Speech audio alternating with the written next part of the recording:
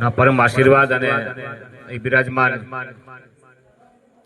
રામદેવ બાબા એમની આ પવિત્ર ભૂમિ નવાપરા ઇકો થોડો ઘટાડો ઘટે તો એવા સાનિધ્યમાં નવાપરા ગામમાં આજની આ મીટિંગમાં ઉપસ્થિત પત્રકાર સંઘના સૌ આગેવાનો ભાઈ શ્રી અનિપભાઈ નાડ, ટીનુભાઈ લલિયા, સાથે સાથે એસએચ પરમાર સાહેબ, આ વિસ્તારના એટલે કે વોર્ડ નંબર જે તમારે છે આવે છે 5 નંબર, એના સૌ નગરપાલિકાના સભ્યો, એમાં આપણા વડીલ અને જાગૃત એવા નગર સેવક બાલા બાપા, સાથે સાથે રાજેશભાઈ વાઘેલા, શરદભાઈ કંસારા, જીતુભાઈ જયસ્વાલ, ભાઈ શ્રી ગૌતમભાઈ, ઉપસ્થિત સૌ વડીલો, નગરપાલિકાના સભ્ય, આપણા બાજુબાજપરાના પ્રેમપરાના સભ્ય એવા વોર્ડ નંબર 2 ના સભ્ય એવા ગૌતમભાઈ, આપણે ઉમેશભાઈ ધાધલ, મેહુલભાઈ ત્રિવેદી, ઉપસ્થિત સૌ આપણે આ ગામના આગેવાનો ભાઈઓ, આમ તો આજે મુવમેન્ટ ચાલી રહી છે એની વિસ્તૃત છણાવટ ભાઈ શ્રી અનિપભાઈ સરસ મજાની કરી દીધી, એટલે વિશેષ આમાં કઈ બોલવાનું હોતું નથી. જે પ્રશ્ન છે એ આપણે બધા જાણીએ છીએ, આપણો શું પ્રશ્ન છે, આપણી શું પીડા છે, એનાથી આપણે સૌ વાકેફ છીએ.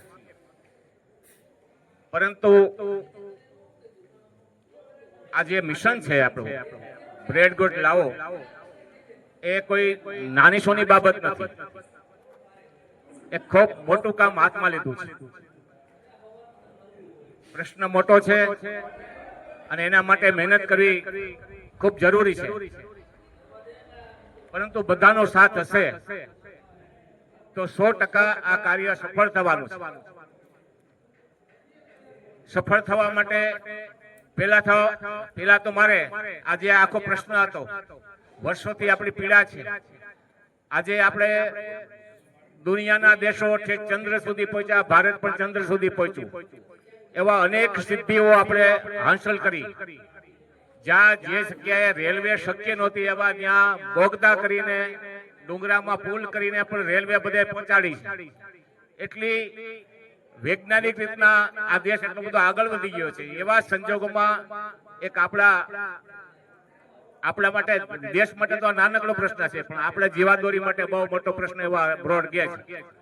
એનું જે આંદોલન કહી શકાય કે એની જે કાંઈ રજૂઆત કહી શકાય કે એનું જે કાંઈ મુવમેન્ટ કહી શકાય, મારે પહેલા ધન્યવાદ તો એ આપવા છે કે આ કામ પત્રકાર સંઘે ઉપાડ્યું છે. પત્રકાર સંઘ એને છેલ્લા લગાતાર હું જોઉં છું કે કેટલા લગાતાર કેટલા મહિનાથી આ મુવમેન્ટમાં સતત એ દોડી રહ્યા છે, રજૂઆતો કરી રહ્યા છે, લોકોને જાગૃત કરી રહ્યા છે, અને જ્યાં જરૂર પડે ત્યાં જઈને પોતાના ખર્ચે જઈને આ તાલુકા માટે થઈને, ધારી, ચલાલા, વિસાવદરની જનતા માટે થઈને, જેને કહેવાય ને એકદમ મહેનત કરી રહ્યા છે. એટલે એમની જે મહેનત છે રંગ લાવવાની. સામાન્ય રીતે આપણે એવું બધા કહી છે કે પત્રકાર છે ને ચોથી જાગીર છે, અને ચોથી જાગીર જયારે આને નેતાગીરી લીધી હોય, નેતૃત્વ લીધું હોય, ત્યારે કોઈ શંકાને સ્થાન નથી. કારણ કે જે વસ્તુ થવાની છે એની જાણ તો તરત થવાની બધાને, ઠેઠ સરકાર સુધી, પ્રિન્ટ મીડિયા દ્વારા, સોશિયલ મીડિયા દ્વારા, ટીવી દ્વારા, બધી જગ્યાએ. કારણ કે પત્રકારો જે કામ કરે છે, સામાન્ય રીતના મને કહેતા બહુ આનંદ થાય છે કે પત્રકારો કોઈ દિવસ રાજકીય કે સામાજિક કાર્યક્રમમાં, આંદોલનની ભૂમિકામાં, નેતૃત્વની ભૂમિકા હોતા નથી. એ તો આપણે જે કરીએ, સમાજ જે કરીએ એના સમાચાર પહોંચાડતા હોય છે. પણ આપણા માટે સૌથી એક સારી બાબત, એક આનંદની બાબત એ છે કે પત્રકાર સંઘે આમાં આગેવાની લીધી છે, અને ત્યારે મને કોઈ શંકા નથી કે આપણે આ કામમાં સફળ નહીં થાય. મિત્રો,